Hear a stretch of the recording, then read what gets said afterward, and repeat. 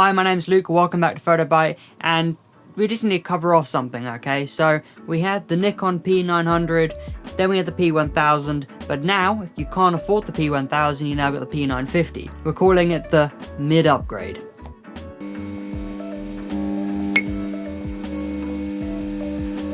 So, a few years ago, there was a P900. Amazing camera, 2000mm zoom, you could zoom right in on people on a hill, zoom all the way out and get the full landscape. It was fantastic, and then a bit later, they then came out with the P1000. Again, an incredible camera, really impressive. And then what they did is they backtracked and made the P950.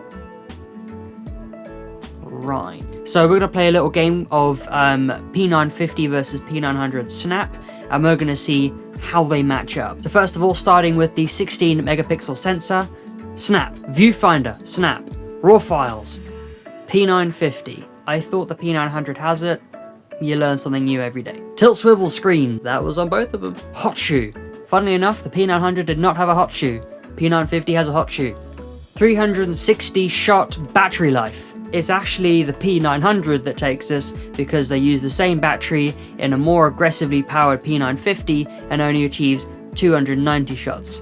However, if you purchase this camera, shots may vary because of settings and stuff. So in that grand scheme of that little game, the P950 walks away with 1 point because it loses one because of the battery life. So is it a viable upgrade? So here's the thing, the P900 is old, okay, so it's not up to date.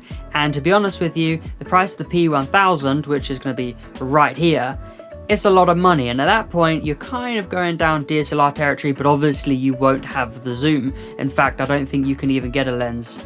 Oh no, you can get a lens, but you definitely can't afford it if you can barely afford the P1000. The P950 just grants you a few extra features out of the box against the P900, one of them being raw file capabilities, an improvement in its overall software systems. They also added a mic input so you can get better video, although that is absolutely useless when you're using it for a super zoom, but hey, at least they added it. And of course they added 4K video, which is nice, and again, it's just a basic update that they did.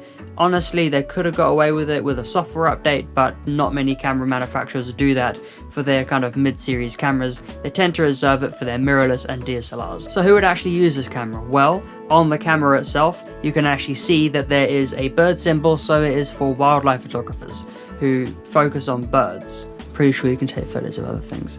Anyway, so you've got that. Also great for sports as well, getting those action shots. In testing, it was actually pretty good. It was a little slow on the shutter speed for what I would have liked, but it was sharp enough to get you some decent photos.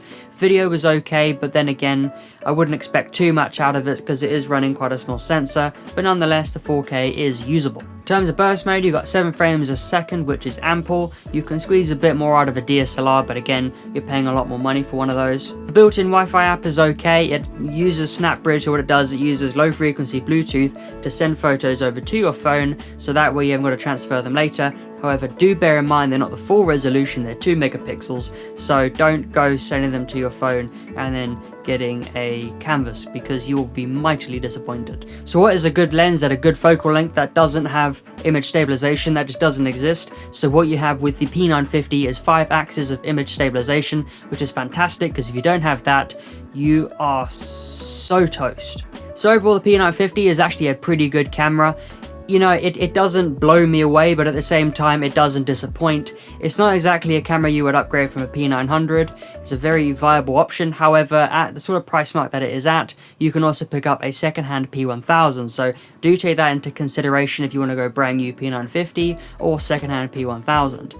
Honestly, I'm not too sure completely why they opted for a P950 other than replacing the P900, which is what I thought the P1000 did, but we won't get into that because it just annoys me, so moving on. Look, the P1000 is a great camera. I would probably opt for that one over the P950. However, in terms of a lower budget, the P950 is perfectly fine, and there is no competition out there, so at the moment, if you want a super good zoom on a bridge camera, Nikon really is the only way to go. Hope that clears things up. This was a short video. If you have any questions, leave them down in the comments below. Don't forget to subscribe, and as always, my name is Luke, this is PhotoBite, and we'll see you next time.